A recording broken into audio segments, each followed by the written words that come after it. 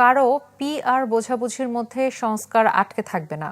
কক্সবাজারের পথসভায় এমন কথা বলেছেন এনসিপির আহ্বায়ক নাহিদ ইসলাম। বলেছেন, ৩ আগস্ট জুলাই সনদ আদায় করে ছাড়ব।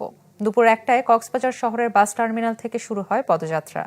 নাহিদ ইসলাম ছাড়াও অংশ নেন কেন্দ্রীয় নেতারা। পদযাত্রাটি পাবলিক লাইব্রেরিতে গিয়ে পথসভায় শেষ হয়। সেখানে কথা বলেন নেতারা। এনসিপির কর্মসূচি ঘিরে জেলা জুড়ে নিরাপত্তা জোরদার করা হয়। পরে পদযাত্রাটি রওনা দেয় পার্বত্য জেলা বান্দরবানের উদ্দেশ্যে। নামে এখানে লুটপাট উচ্ছেদ হয়েছে। কে পিআর বুঝে কে পিআর বুঝে না, এর জন্য সংস্কার আটকে থাকবে না। কারণ আমরা জানি জনগণ সংস্কার বুঝে, জনগণ সংস্কার চায়। ফলে অবশ্যই উচ্চকক্ষে পিআর হতে হবে। নির্বাচন কমিশন, দুদক সহ গুরুত্বপূর্ণ রাষ্ট্রীয় প্রতিষ্ঠানে নিরপেক্ষভাবে নিয়োগের জন্য কমিটি, সাংবিধানিক কমিটি তৈরি করতে হবে। এই দুইটা সংস্কার প্রস্তাবনা ঐক্যমত হলেই জুলাই সনদটি তৈরি হয়ে যায়।